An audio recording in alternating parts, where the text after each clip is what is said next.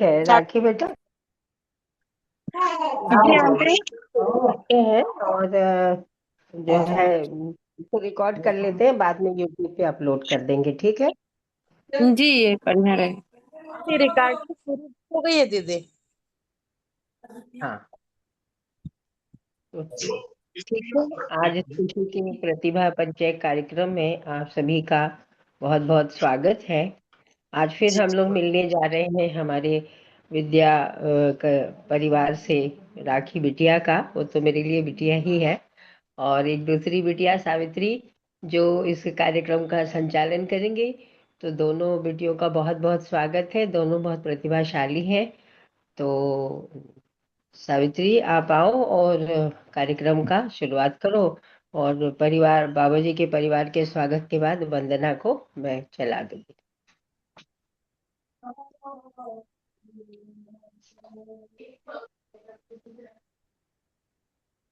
Savitri, start करो आप।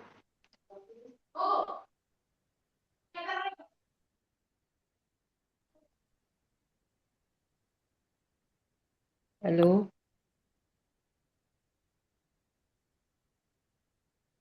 क्या हुआ, सावित्री का ड्रॉप? हम्म।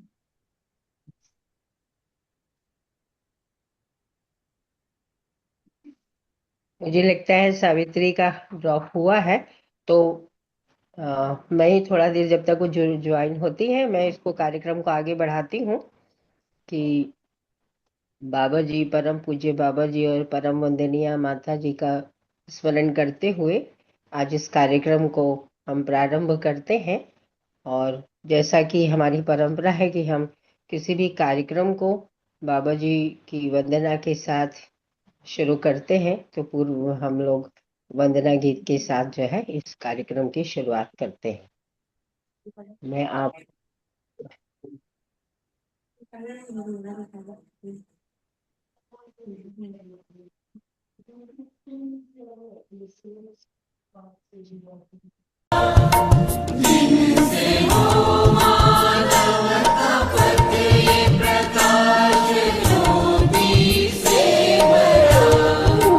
वंदना उनकी करें,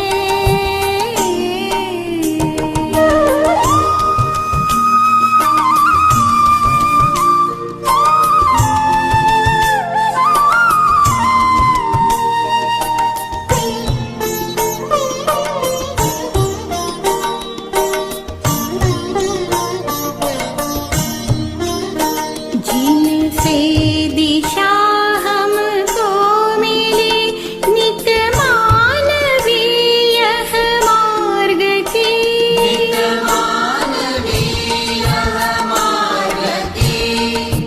पथ मिला निश्चित हमें थी कामना जिस मार्ग की,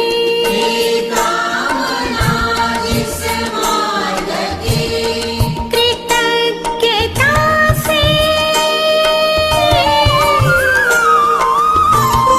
कृतज्ञता से सौम्यता की नित्य आए निरंतरा, जिनसे हो मानव का पथ ये प्रकाश ज्योति से भरा।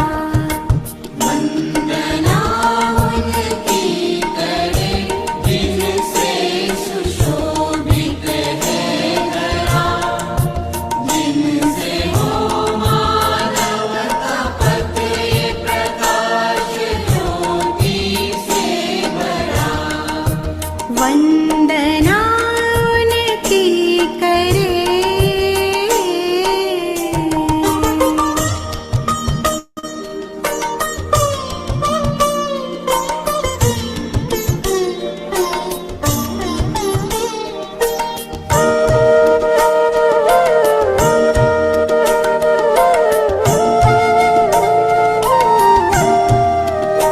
जिनका है चिंतन शुभ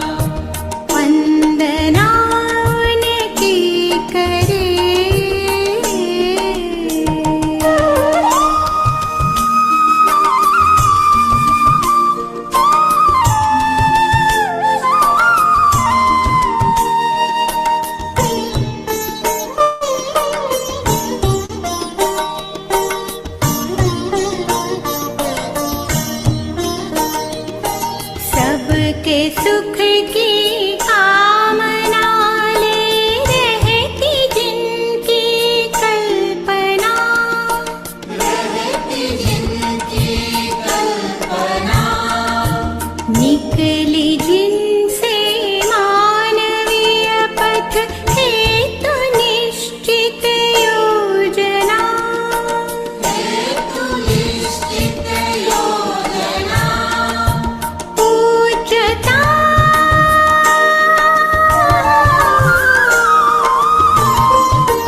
पूज्यता उन हेतु जिनसे है सुसज्जित वसुंधरा, जिनसे हो मानव का पथ प्रकाश ज्योति से भरा। वंदना उनकी करे जिनसे सुशोभित है धरा, जिनसे हो मानव का।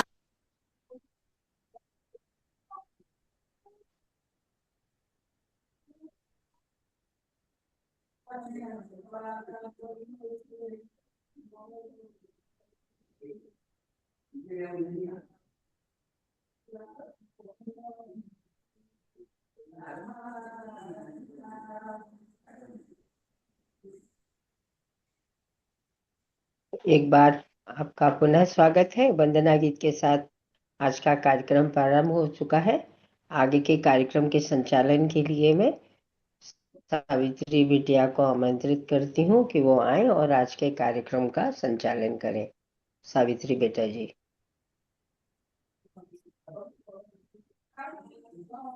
स्पीकर स्पीकर ऑफ है बेटा आपका।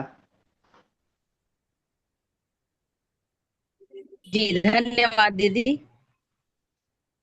वंदना गीत के पश्चात ज्ञान मानव का इष्ट है और ज्ञान को परंपरा में सुरक्षित करने वाले मध्यस्थ दर्शन के प्रणेता आदरणीय बाबा जी, माता जी एवं पूरे अमरकंटक परिवार के प्रति कृतज्ञता अर्पित करती हूँ, सादर वंदन नमन करती हूँ। आज हमारे बीच में इस खुशी के मंच में राखी बहन उपस्थित है। कहते हैं सर्व शुभ में मेरा शुभ समाया हुआ है और सर्व शुभ की इस व्यवस्था में भागीदारी करती हुई हमारी राखी बहन एवं उसके पूरा परिवार का आज स्वागत अभिनंदन करते हैं। साथ ही साथ जो भी अध्ययनार्थी अभी इस गोष्ठी पे जुड़े हुए हैं, इस सभा में जुड़े हुए हैं, आप सभी का भी इस खुशी के मंच पे स्वागत है। राखी बहन का परिचय देना चाहूंगी। राखी बहन और ज्ञानलाल भैया किसी परिचय के मोहताज नहीं हैं। आप दोनों की भागीदारी पूरा जीवन विद्या परिवार जानता है। छत्तीसगढ़ के रायगढ़ जिले में पुसलदा ग्राम श्री बाबूलाल नायक भैया एवं चंद्रकला माता जी के परिवार में आप प्रथम पुत्री के रूप में जन्म लिए। आपका एक छोटा भाई किशोर है। परिवार में दादी जी भी हैं जो लगभग 95 एज के आसपास है। परिवार में माता जी का सेवा भाव और परिश्रम काफी रहा है जो आपके संस्कारों में दिखाई पड़ता है। साथ ही साथ दादाजी भी शिक्षक रहे हैं और पिताजी भी टीचर हैं। इसके साथ कृषि और गौपालन आपके परिवार का मुख्य व्यवसाय रहा है। ऐसे परिवार में, ऐसे वातावरण में आप पले बढ़े और आप में जो संस्कारों का बीज आरोपित हुआ, इन्हीं सब बातों के बारे में आइए हम कुछ प्रश्नों के माध्यम से इस सभा का प्रारंभ करते हैं। कहते हैं यदि अनाज की कमी हो जाए तो मनुष्य भूख से ही मरता है। यदि अनाज का अकाल हो जाए तो मनुष्य भूख से मरता है और यदि संस्कारों की कमी हो जाए तो पूरी मानवता प्रभावित होती है। तो इस संस्कार की यात्रा में आपके में संस्कारों का बीज आरोपण कैसे हुआ? छत्तीसगढ़ में जब अध्ययन की शुरुआत हुई थी दर्शन की, तो श्री बाबूलाल नायक भैया उसके अध्ययनार्थी रहे। उसी बीच मेरी भी मुलाकात, हमारे परिवार की मुलाकात भैया से हुई। ज्ञानलाल भैया भी उसी अध्ययन में शामिल थे और आप दोनों के व्यक्तित्व के साथ हम लोगों का मिलना हुआ। मैं ये जानना चाहती हूँ कि ऐसे परिवार में आप बचपन से पली बढ़ी, तो जीवन विद्या का वातावरण आपके ग्रोथ में, आपके विकास में कैसे सहायक रहा? परिवार कैसा वातावरण दे पाया? जी दीदी, आपका स्वागत है, अपनी बात रखिएगा। नमस्ते सावित्री दीदी, आप सभी को नमस्ते। जैसा कि दीदी ने कहा कि मेरा जो परिवार है वो शुरू से ही शिक्षा पे काम कर ही रहे हैं, तो मैं ऐसा देख पाती हूँ कि जो मेरे दादाजी जब टीचर थे ना, तो वो कहीं भी जाते थे तो मुझे वहां लेके जाते थे। तो मेरे को जो सामाजिकता का जो अभ्यास है वो, जैसे एक देखते हैं ना, एक बेटी के लिए कुछ जो रोक टोक होता है वो मुझे कभी कभी नहीं मिला। हमेशा जो मेरा मन किया या जो भी अच्छा था उसको हमेशा पापा ने, दादा ने, मेरे पूरे परिवार ने, मम्मी ने हमेशा उसको स्वीकारा। और मैं देखी कि जो पापा लोग का ग्रुप है वो अभी भी विद्या में समर्पित है। यहाँ जैसे जत्री के गुरु जी हैं, मेरी अध्यापिका जी हैं उर्मिला सिद्धार मैडम, उनके यहाँ श्रीमान जी हैं मंगल गुरु जी। इन सब का घर में आना जाना हमेशा होता रहता था। बड़े पापा हैं मिड़मिड़ा के, ये सब का जो आना जाना है वो घर पे चलता रहता था। और हमारे घर पे मेरे मतलब आगे की पढ़ाई के लिए स्कूल खोला गया। घर पे ही हम लोग 8-10 लोग थे, तो गांव के एक टीचर पढ़ाते थे। तो वो मैंने मतलब मन में शुरू से देखा कि ऐसे समाज पे काम किया जा सकता है और एक परिवार ऐसा करता है। तो कहीं ना कहीं बीज रूप में मेरे पास था, और जब विद्या की वस्तु मिली तो वो बीज अंकुरन हो पाया, ऐसा देख पाती हूँ मैं अपने आप में। ठीक दीदी? जी दीदी, बहुत बहुत धन्यवाद राखी बहन। परिवार में ऐसा वातावरण तो उपलब्ध रहा ही। मेरा दूसरा प्रश्न है, मैंने सुना है कि आपने अपना ग्रेजुएशन जो है और पीजी चेतना विकास मूल्य शिक्षा में किया है। अभी जी वर्तमान समय पीएचडी में। में जिस प्रकार वर्तमान शिक्षा, हाँ हाँ बहन, जी दीदी, आप पूरा करिए। आवाज आ रही है राखी बहन? हाँ बिल्कुल आ रही दीदी, आपकी पूरी आवाज आ हाँ, रही। आपने अपना आपकी शिक्षा दीक्षा के बारे में जानना चाहूंगी। आपने जो ग्रेजुएशन किया है वो चेतना विकास मूल्य शिक्षा में किया है, और जी अभी जो वर्तमान दौर में जो पढ़ाई का प्रतियोगिता का जो दबाव है ना, उसमें आपने मध्यस्थ दर्शन में पढ़ने का सोचा, तो आप दोनों में क्या अंतर देख पाए कि वर्तमान शिक्षा और चेतना विकास मूल्य शिक्षा का आपके व्यक्तित्व में क्या प्रभाव रहा, और कौन सहयोगी हुए आपकी शिक्षा दीक्षा को आगे बढ़ाने में? जी, मैं ऐसा देख पाती हूँ, जब मैं जी दीदी। 11th में थी तब मैंने पहला परिचय शिविर किया। फिर 12th मेरा कंप्लीट हुआ, मैंने कॉमर्स लिया था। तो ऐसे ही जब चर्चा आया तो मैं ऐसे ही एक शिविर में ऐसा बोली कि मेरे को खूब पहले पैसा कमाना है, कोई बड़ी कंपनी खोलनी है, फिर उसको दान करना है समाज में। तो मेरे को मतलब ध्यान में है कि अंजनी भैया ऐसे जब चर्चा कर रहे थे, उनका मैंने पहला परिचय शिविर किया, मीना भाभी और अंजनी भैया का। तो ऐसे बोले कि सब लोग अपनी अपनी समस्याएं बताते रहते थे शिविर में। मेरे उम्र की बहुत सारी बहनें थी, भाई लोग थे और भी युवा लोग थे। तो उन लोग, तो मैं ऐसे बोली कि मेरे को तो कोई समस्या नहीं है, मैं जैसा बोलती हूँ घर में वैसा होता है, मेरे को कोई रोक टोक नहीं है। मैं गेम्स भी खेलती थी तो कोई मना नहीं है। तो मेरे को एक बात बोले थे, वो अभी भी मेरे स्मरण में है कि बेटा जब सब कुछ अच्छा हो तो उसको अच्छा बने रहने देने के लिए तो और मेहनत लगती है ना। तो मेरे को ये बात बहुत छू गई, और मैं पढ़ाई में बहुत टॉपर तो नहीं थी, एवरेज स्टूडेंट थी।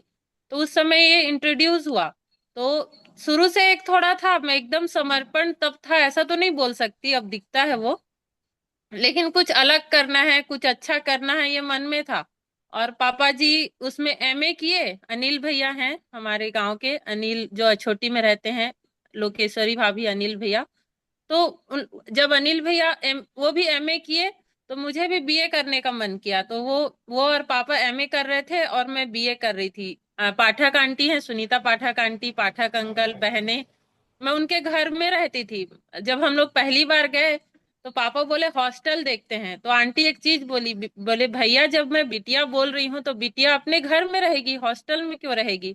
वो जो बात है आंटी की वो अभी भी याद आती है। तो एक परिवार रूप में हम सभी साथ में रहते थे और वो अध्ययन करते थे। तो उनके घर में जो पारिवारिक वातावरण मिला वो मुझे अभी भी याद आता है और अभी भी वो प्रोत्साहित करता है कि कैसे एक परिवार विद्या के लिए पूरी तरीके से समर्पित होके कैसे काम कर सकते हैं। ये मैं वहां से सीख पाई, ऐसा देख पाती हूँ मैं। जी दीदी। तो इसी कड़ी में जैसे वर्तमान शिक्षा और चेतना विकास मूल्य शिक्षा यदि कोई विद्यार्थी या बच्चा किया रहे, क्या changes दिखता मैं ऐसा देख पाती हूँ कि मेरी वर्तमान शिक्षा बाहर ही हुई, बिलासपुर पढ़ी, उसके बाद मैं भिलाई में पढ़ी। और गेम्स में भी मतलब मैं जब खेलती थी तो बास्केटबॉल नेटबॉल की नेशनल प्लेयर रही हूँ, एनसीसी में भी थी। तो जो वातावरण का जो भी दबाव और प्रभाव होता है उसको मैं देख पाती हूँ कि मैंने काफी निकटता से उसको फेस किया है। और जो आ, एक रिलैक्सपन होता है, जो एकदम सहजता होती है, उसको भी मैंने फेस किया है, ऐसा देख पाती हूँ। तो जैसे मेरे को विद्या की वस्तु मिली तो जो सेल्फ कॉन्फिडेंस था वो कभी कभी डगमगाता था। लगता था कि मैं कैसे कर पाऊंगी, क्या कर पाऊंगी, या जो स्वयं में आत्मविश्वास की जो कमी दिखती थी, वो मेरे को चेतना विकास मूल्य शिक्षा की पढ़ाई करने से, जीवन विद्या की पढ़ाई करने से ही वो स्वयं में आत्मविश्वास आया है और वो निरंतर बढ़ रहा है, ऐसा देख पाती हूँ। और अभी हम जो छोटी छोटी चीजों में जो दुखी हो जाते हैं, वो उसका जो भी समाधान है वो चेतना विकास मूल्य शिक्षा में ही है, ऐसा भी देख पाती हूँ। और अगर किसी व्यक्ति का संपूर्ण विकास हो सकता है किसी भी चीज से, तो वो तो मैं चेतना विकास मूल्य शिक्षा को ही पाती हूँ।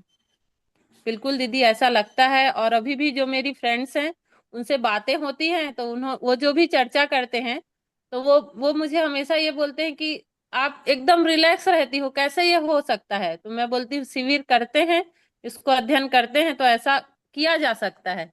तो उन लोग भी स्वीकारते हैं। मेरी कई सारी फ्रेंड्स शिविर भी की हैं तो उनको भी लगता है कि करने की चीज तो यही है, और वो भी बोलते हैं कि सही काम में लग गई है। तो ये मेरे लिए हमेशा प्रोत्साहित करता है। जी राखी बहन, बहुत बढ़िया। मध्य दर्शन में बाबा जी ने दो महत्वपूर्ण बात रखी है कि मानव जाति के छाती के दो पीपल हैं। एक तो है जी दीदी। अमीरी गरीबी में संतुलन, और दूसरा नर नारी में समानता। ये जी दोनों दीदी। बातों पर बाबा जी ने महत्वपूर्ण ध्यान आकर्षण कराया। इसको आप किस तरह से देख पाते हैं? अमीरी हाँ गरीबी दीदी, में मैं संतुलन कैसे होगा और नर नारी में समानता कैसे? जी दीदी, इसको मैं ऐसे देख पाती हूँ।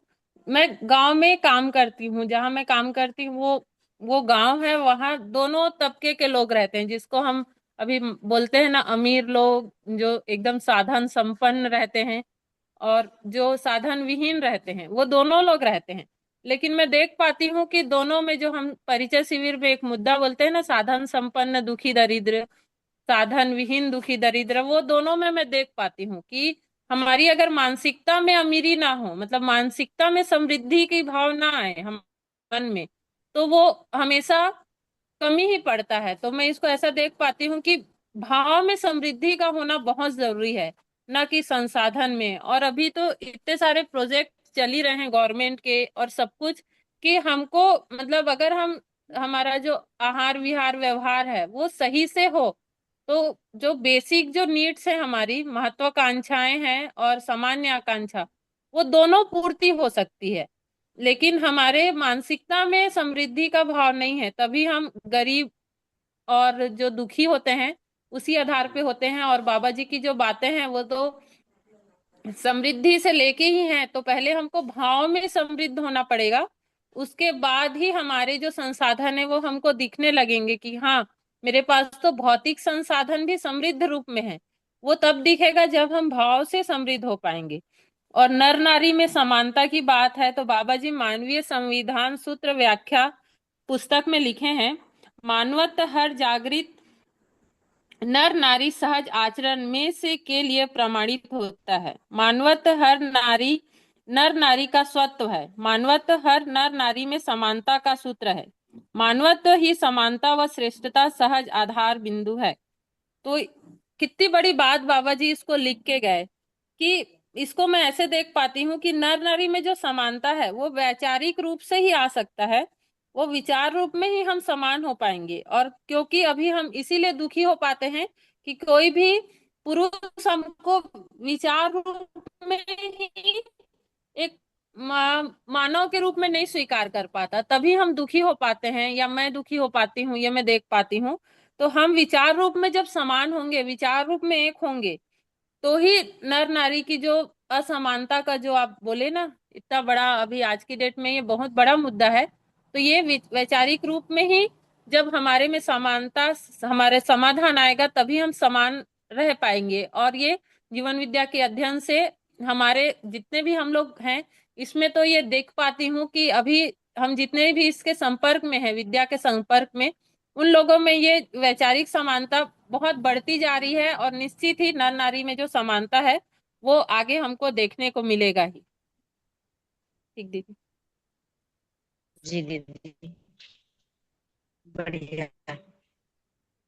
ये समझ में आया है कि वैचारिक समाधान से ही ये सारा चीज जी, समझ में आएगा हो कि सकता है। जी पितृत्मक जो दीदी। समाज है, जी, ऐसा संभव हो हम्म। सकता है।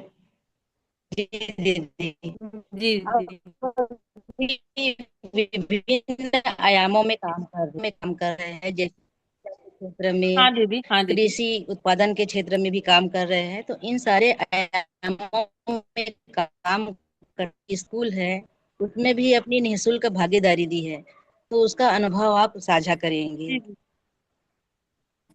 हाँ दीदी, मैं ऐसे देख पाती हूँ। मैंने कुछ प्रयोग भी किया। मैं मतलब एक तो कृषक की और शिक्षक की दोनों बेटी हूँ। मैंने दादाजी को भी खेती करते देखा है, पापा को भी देखा है, और जहाँ मेरा ससुराल है वहां भी खेती होता ही है। तो मैं इसको ऐसे देख पाई कि हमको हर आयाम में काम करना है। तो मैंने कुछ प्रयोग भी किया। मैंने स्वास्थ्य, जब शिक्षा पे काम किया तो लगा कि शिक्षा के साथ स्वास्थ्य भी जुड़ा ही हुआ है। तो स्वस्थ मन के साथ स्वस्थ शरीर का होना भी जरूरी है।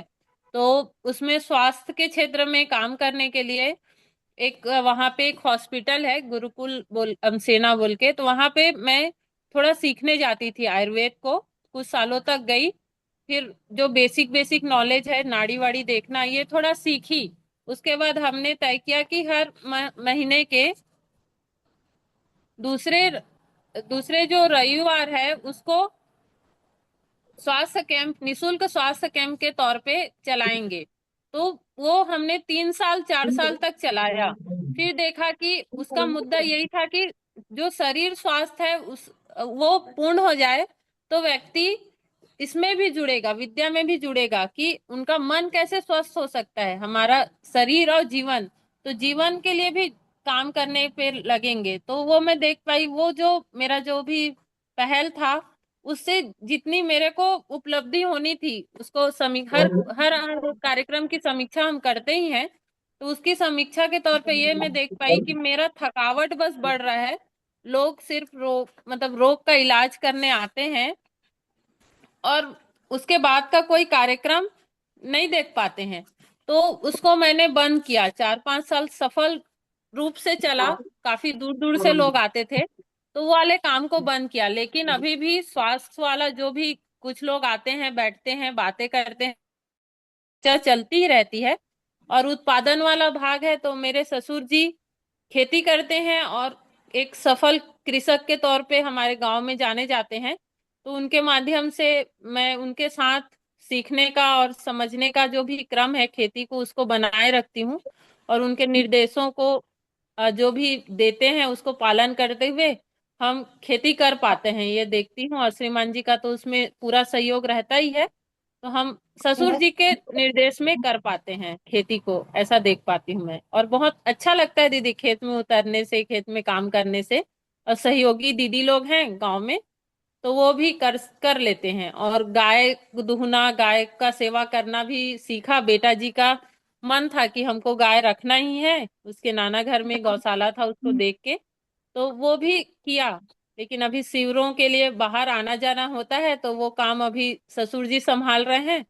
तो अभी तो करंट नहीं देख पाती हूँ। बाकी वो किया है।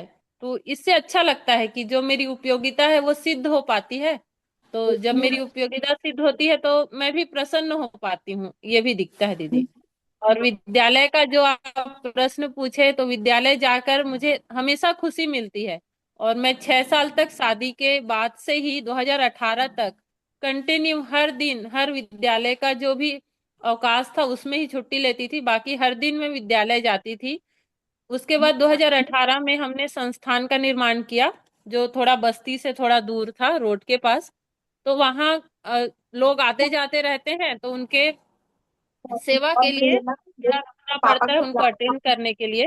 तो आना जाना थोड़ा सा विद्यालय कंटिन्यू नहीं हो पाता, लेकिन हफ्ते में एक एक दिन मैं बिल्कुल जाती ही हूँ, बच्चों के साथ इसकी बातें करती ही हूँ।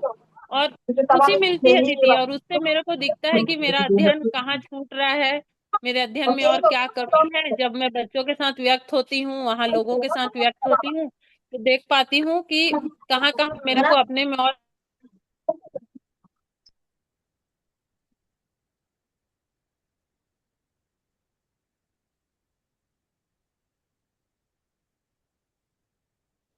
दीदी आपका माइक बंद हो गया है, राखी दीदी।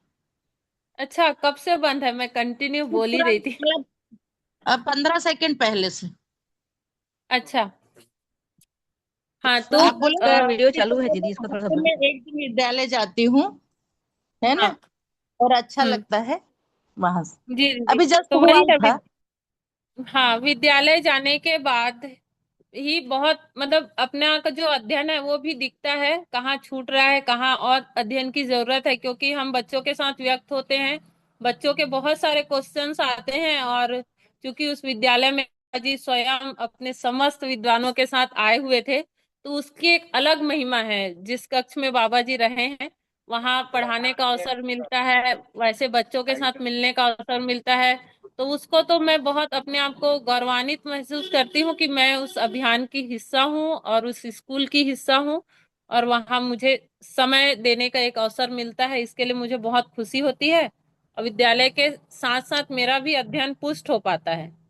तो विद्यालय तो मेरे विकास के लिए सहायक है, ऐसा मैं देख पाती हूँ। और मेरा ये एकदम निर्णय एकदम पुष्ट है कि मैं मतलब ये काम को कभी बंद नहीं करूंगी, हमेशा बच्चों के साथ रहूंगी ही और जाते रहूंगी, और उनका भी और अपना भी साथ साथ अध्ययन और अध्यापन का जो कार्य है उसको निरंतर बना के रखूंगी।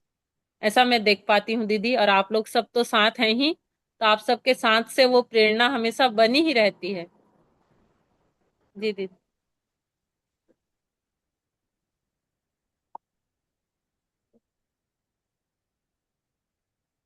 जी दीदी, और कुछ? सावित्री दीदी आपका भी माइक बंद है अभी।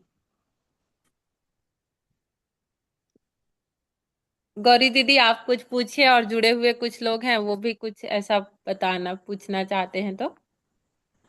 सावित्री बिल्कुल दीदी बिल्कुल। के आते तक। बिल्कुल बिल्कुल। बढ़िया बेटा, आपने जो ग्रेजुएशन किया ना, उसमें आपको क्या, ग्रेजुएशन करके आपको किस प्रकार से सहायता मिली, और ये ग्रेजुएशन की कितनी आवश्यकता है मध्य दर्शन में, है ना, उसको थोड़ा जी सा आंटी, रखिए।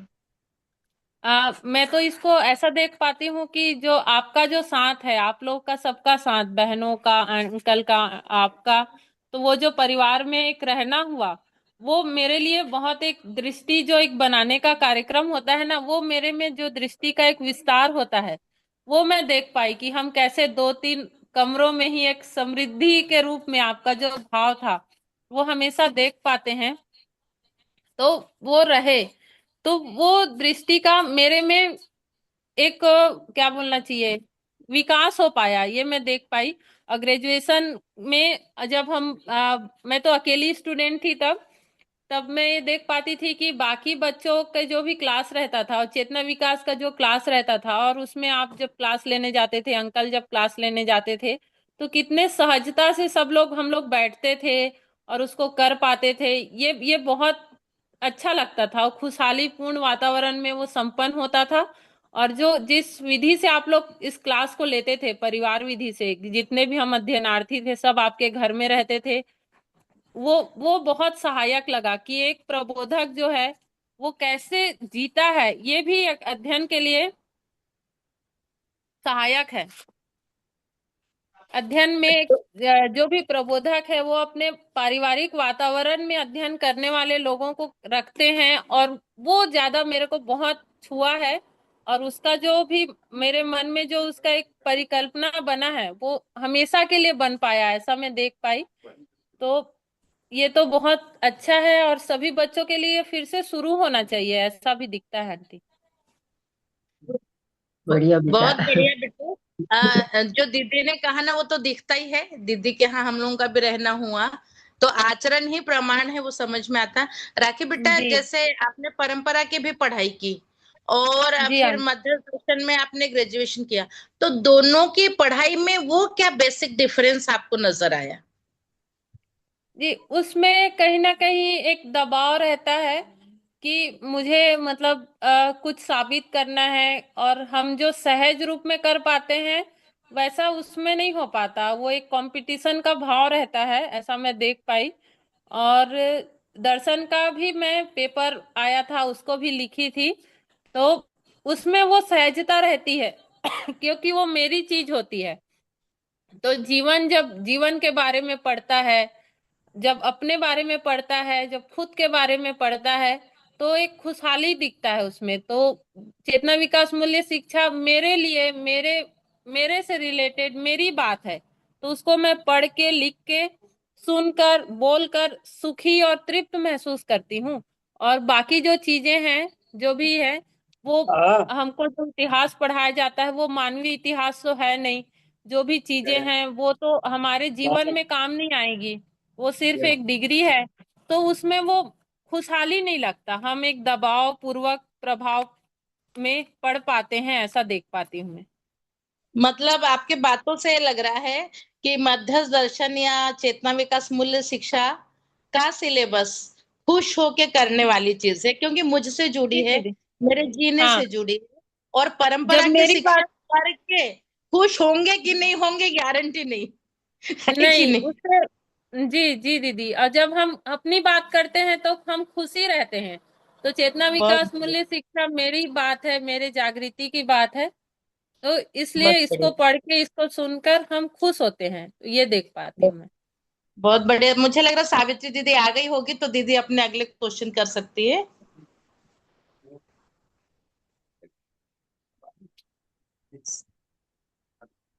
सावित्री दीदी सुन पा रहे? आपका माइक बंद है।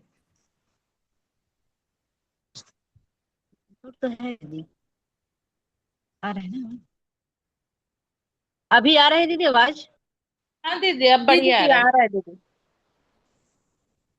हाँ, तो राखी बहन से एक प्रश्न है। जैसे आपने जीवन विद्या पद्धति से विवाह किया, अभी अधिकतर युवा जो है धूम धमाके के विवाह को करते हैं ज्यादातर, तो आप ऐसा जी दीदी। निर्णय आपने कैसे ले पाया, इस पर थोड़ा अपना अ, विचार बताएंगे। देखिए, जहाँ अभी शिविर हो रहा है, आदरणीय सुरेन गुप्ता बड़े पापा मैं बोलती हूँ उनको, मिड़मिड़ा से हैं। और मेरी अध्यापिका जी वो क्लास में जुड़ी हुई हैं। तो इन सब का पहल था,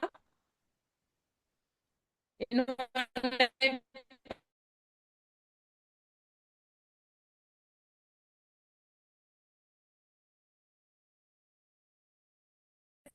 शुरू से ऐसा लगता कि पापा ने मुझे इतना पढ़ाया और मुझे हर चीज, हर सुख एवं सुविधाएं दी हैं। तो जब मैं शादी करूंगी तो दहेज लेके क्यों जाऊंगी? वो तो उल्टा वो देना चाहिए ना कि मेरे को एक इतनी अच्छी लड़की मिली है, तो दहेज हम क्यों लेके जाएंगे? ये तो गलत है, क्योंकि वहां जाके मैं पूरा वहीं की होके रहूंगी। तो दहेज लेके जाना ये तो गलत प्रथा है, ऐसा मेरे को शुरू से लगता था। लेकिन इसके लिए मैं बहुत तर्क तो नहीं दे पाती थी। लेकिन जब हम जीवन विद्या का शिविर किए, सब कुछ किए, तो ये लगा कि अगर जिसके पास है तो वो तो सहजता से दे पाता है, लेकिन उस परंपरा के वजह से बाकी जिनके पास नहीं है उनको एक दबाव हो पाता है कि मुझे भी ऐसा देना है, वो दिखावा ज्यादा बढ़ता है, ऐसा मैं देख पाई। तो शुरू से था कि बिना दहेज की ही शादी करनी है। और मैं शुरू से ऐसे ही सिंपल रहती थी, तो मुझे ऐसा लगता था कि जो बहुत मेरे को एकदम ऐसा सजा धजा के रखेगा या एकदम घर में बांध के रखेगा, उसके साथ तो मैं नहीं चल पाऊंगी। तो जब मैं श्रीमान जी से बात की, तो उनकी बहुत सारी बातें मेरे सोच से मिलती हुई दिखी। तो मैंने निर्णय किया कि हाँ, अगर मैं चल सकती हूँ तो जीवन विद्या किए हुए व्यक्ति के साथ चल सकती हूँ, क्योंकि मुझे तो ये काम करना ही है आगे। तो इसको मैं देख पाई और इस आधार पे विवाह हुआ। और पापा जी का ही इसमें ज्यादा वो था, मम्मी को मनाने में थोड़ा समय लगा। बाबा जी ने बोला कि आप शादी कर दो, दोनों कुछ अच्छा काम करेंगे, बड़ा काम करने के लिए जोड़ी बन रही है, ऐसा बोले। तो वो एक आशीर्वाद बाबा जी का हमेशा अभी भी मेरे को सबल प्रदान करता है कि बाबा जी का आशीर्वाद हमारे लिए हमेशा बना ही है, वो मैं देख भी पाती हूँ। और अंजनी भैया, मीना भाभी, योगेश भैया, स्वर्णाई, इन सब का बहुत बड़ा रोल था शादी को कराने में। तो उस समय सभी प्रबोधक आके यहाँ शादी कराए। मैं डॉली आंटी को देखती हूँ, सोनू भैया यहाँ की भाभी को देख पाती हूँ। तो उन्होंने तो पूरा यहाँ रह के, मेरे मायके में रह के सारा चीज किया। तो एक एक बड़ा अवसर था कि कैसे मानवतापूर्ण विवाह संपन्न हो सकता है, इसका एक प्रारूप यहाँ देखने को मिला। तो उसको देख के तो मैं खुश हुई, और मेरे लिए ये ज्यादा था कि मैं आगे भी ये काम कर सकती हूँ। तो जब ससुराल मैके जैसा मिल जाए तो उसके लिए कितनी बड़ी खुशी की बात होती है एक लड़की के लिए। तो वही मेरे साथ हुआ, और अभी तक बहुत अच्छा चल रहा है और आगे अच्छा चलेगा, इसकी तो एकदम निश्चितता ही है। ठीक दीदी, मैं दे पाई आंसर? बहुत सुंदर दीदी।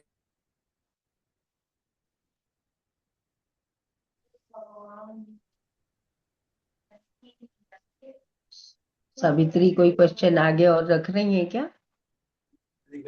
दीदी शायद लेफ्ट हुई थी अभी, उनका माइक जुड़ा हुआ नहीं दिख रहा है सावित्री दीदी का, थोड़ा टाइम लग सावित्री सकता है। नाम तो दिख रहा है, लेकिन अभी एक भाई जी का हैंड रेज है, उनका क्वेश्चन ले लेते हैं अपन लोग। जी हाँ, जी जगदीश जी। भाई जी का है। हाँ हाँ, जी नमस्ते उनके जगदीश क्वेश्चन भैया। की। नमस्ते दीदी, बहुत ही अच्छा लगा आपको सुन के। जी मेरे तीन नमस्ते भैया। क्वेश्चन हैं। आवाज जी आ रही है भैया, मेरी? अच्छा, बिल्कुल आ रही भैया। अच्छा, तीन क्वेश्चन है। पहला क्वेश्चन ये है, आपका जो अभी तक का जो भी ये शरीर का जो पड़ाव होते हुए आए हैं, आपके बचपन हम्म। से लेके आपकी पढ़ाई में, और फिर शादी में, और आपके जो भी प्रयोग हैं, और आपका जो भी जी स्कूल का जो भी है, ये अलग अलग पड़ाव हैं जो आप बता रही थी। जी भैया। तो तो मेरा क्वेश्चन है, ये जो अलग अलग पड़ाव जो आप खुशकिस्मत हो, ये सभी की योगदान से आप इतनी इतनी दूर चली हो, आप देखते हो, और अलग अलग जो लोग दिखते हैं आपको, उनमें कुछ चैलेंजेस दिखते हैं कि जो आपने ओवरकम किया। ये मेरा पहला क्वेश्चन है। जी भैया, मेरे को तो ऐसा और चैलेंजेस, हाँ भैया, मैं पहले तो क्वेश्चन और का आंसर कर दूं। हाँ हाँ दीदी, हाँ जी। हाँ, फिर दूसरा क्वेश्चन ले लेते हैं।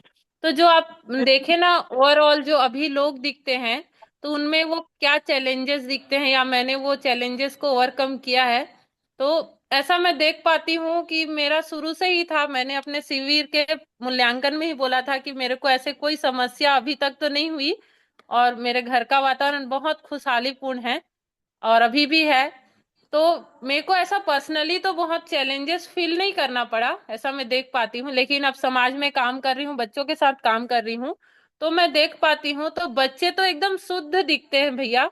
लेकिन उनके जो चैलेंजेस है ना, वो हम कहीं ना कहीं हम माता पिता बच्चों को देते हैं, कि जो हमारी अतृप्त इच्छाएं होती है उसको हम बच्चों में डाल देते हैं। ऐसा मैं देख पाती हूँ कि अगर मैं डॉक्टर नहीं बन पाई तो मेरी बेटी या मेरे बेटा डॉक्टर बनेगा, मैं इंजीनियर नहीं बन पाई तो वो मेरा बेटा बनेगा। तो मेरी जो अतृप्त इच्छाएं हैं वो मैं अपने बच्चे में डिलीवर कर देती हूँ, ऐसा मैं देख पाती हूँ। तो वो उनकी जो शुद्धता है, क्योंकि बाबा जी तो लिख के गए कि बच्चा सत्य वक्ता होता है, न्याय का इच्छा है। तो हम उनके साथ न्याय नहीं कर पाते, क्योंकि हमने अपने साथ ही न्याय नहीं किया होता है। तो हमने जब अपने साथ न्याय नहीं किया होता है तो अपने अगली पीढ़ी के साथ कैसे कर पाएंगे। लेकिन मैं देख पाती हूँ कि हमारी माता पिता की जिम्मेदारी बहुत है, परिवार की जिम्मेदारी बहुत है। तो हम जितने सुलझे हुए रहेंगे तो उतना हमारा बच्चा और आगे कर पाएगा, ऐसा मैं देख पाती हूँ। तो बच्चे तो हमसे ज्यादा अच्छा करते हैं भैया, कि मैं तो अपने बेटा जी के ऊपर देख पाती हूँ कि मैंने जितना अच्छा मैं अपने लिए नहीं कर पाती हूँ, तो उतना बेटा जी उतना कर पाते हैं। तो वो मैं देखती हूँ, और वो हो जाएगा। तो ऐसे चैलेंजेस हम खुद बनाते हैं भैया, उसको परिवार देता है या माता पिता देते हैं बच्चे को, ऐसा तो लगता है। जी। ठीक भैया। आपने एक थर्ड आंसर दिया था, एक विचार बोल के, जो विचार की उन्नति या विचार आपके बदले हैं जिसकी वजह से आपकी खुशहाली आई है, ऐसा कुछ आप बता रहे थे। हाँ हाँ तो हाँ। मेरा क्वेश्चन ये है कि यहाँ जो 10 सोपानी व्यवस्था की जो बात होती है, उसमें 1 सोपान या 4 सोपान या 5 तक की जो बात होती है, वो जो बनने के लिए, जो आप विद्या से पारंगित हो और ऐसे लोगों से जुड़ी हो और आपका शादी भी वैसा हुआ बोल के आपने बोली हो, जी तो मेरा जी। क्वेश्चन है, ये जो 10 सोपानी व्यवस्था में एटलीस्ट 1 2 या 3 तक आप देख चुकी हो? अगर हुआ तो कहाँ पे हुआ है? भैया पहले तो स्वयं में ही होगा, व्यक्ति में ही होगा, खुद में ही होगा। अगर हम समाधानित हैं, हम समाधान, अभी तो मैं अपने आप को समाधानित नहीं देख पाती हूँ, समाधान के लिए प्रयासरत हूँ, समझने के लिए प्रयासरत हूँ, उस क्रम में हूँ। लेकिन उस क्रम में रहने की भी एक अच्छी खुशहाली होती है भैया। मतलब उसमें समझने के क्रम में ही हम देख पाते हैं। पहले तो भाव बिगड़ रहे थे, ये भी नहीं दिखता था।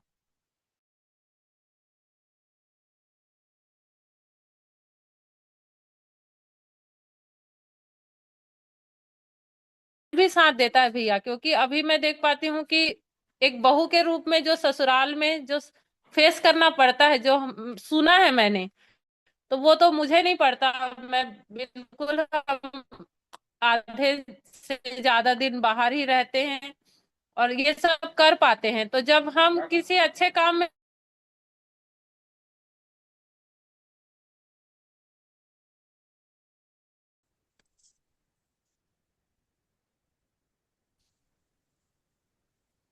तो आज बहुत सारे तकनीकी दिक्कतों के साथ ये कार्यक्रम चल रहा है, तो इसको आगे हम लोग आज मेरे मन में आया है, इसको हम स्तुति कोर ग्रुप में रखेंगे। जैसा कि हम सब लोग सम्मिलित निर्णय लेते हैं किसी भी कार्यक्रम के लिए, और सम्मिलित भागीदारी के साथ इसको करते भी हैं। तो एक सभा विधि से निर्णय लेने के लिए मैं इस प्रस्ताव को रखूंगी कि हम लोग बहनों के व्यक्तिगत परिचय के साथ एक कार्यक्रम उनके परिवार के परिचय का भी रखें, जिससे कि जी हाँ। सभी जो मानव परंपरा के निर्माण में लगे परिवार है, प्रत्यक्ष अप्रत्यक्ष दो भागीदारियां हैं, वो भी जो है वो यूट्यूब में आए। और अभी वैसे डॉक्यूमेंटेशन तो हम लोग नहीं कर पा रहे हैं, लेकिन यूट्यूब में ऑनलाइन डिजिटल डॉक्यूमेंटेशन तो हो ही रहा है। इस अर्थ में भी ये कार्यक्रम था। इतने सारे अवरोधों के बावजूद आप सब लोग यहाँ पर उपस्थित हैं और इस कार्यक्रम को बार बार सुन रहे हैं, ज्वाइन कर रहे हैं, इसको सफल बनाया। तो आप सभी के प्रति बहुत बहुत कृतज्ञता है ना। और राखी बिटिया को हम ये पूरे जितने भी रिकॉर्डिंग्स हैं, हम सबको उसको कंपाइल करके यूट्यूब पे अपलोड करेंगे। और जी एक आंटी। बार राखी बिटिया को उनके परिवार सहित, दोनों परिवार सहित हम लोग सुनेंगे फिर से, है ना। और मैं कोशिश करूंगी कि इस वक्त कोई तकनीकी दिक्कत ना आए, लेकिन ये नहीं होता है सब आंटी। हाँ, ऑनलाइन दिक्कत ये सब होती ही है। तो आज पुनः एक बहुत अच्छे कार्यक्रम के साथ, और ऐसे सभी जो प्रतिभाशाली व्यक्तित्व हैं, प्रेरणादायी परिवार, इन सब के आ गया। सम्मिलित जो प्रयास है, उनसे मानव परंपरा जरूर सुदृढ़ होगी, इसका पूरा विश्वास भी है। तो इसी विश्वास के साथ आज के कार्यक्रम को एक अच्छे गीत के साथ फिर से हम आपके सामने रखते हैं, और आज कार्यक्रम को इस गीत के साथ ही विराम देते हैं, है ना। तो इसको चलिए जो नहीं है ठीक। शैव्या आज बेटा भी, जी जो है वो, हाँ, एक ही बात रख रही मैं, राखी बेटा जी ने इतने उसके साथ भी बहुत धैर्य के साथ, बहुत अच्छे से, बहुत स्पष्टता से, बहुत सटीकता से हर प्रश्नों के बहुत सटीक हो किए। खूब बढ़िया बेटा। और हमको लग रहा है अब धन्यवाद अगली आंटी। पीढ़ी तैयार, अगली पीढ़ी तैयार हो रही बेटा, तो हम लोगों को और आश्वस्ति हो रही है ना, जी कि अब दीदी जरूर। सब। बहुत बढ़िया।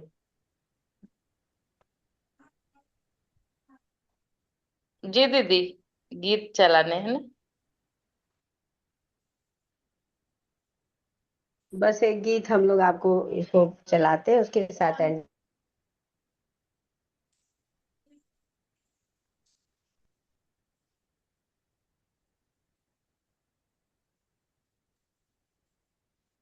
गीत स्टार्ट हो रहा तब तक सावित्री दीदी ने बहुत अच्छे क्वेश्चन संकलित किए और पूछे, और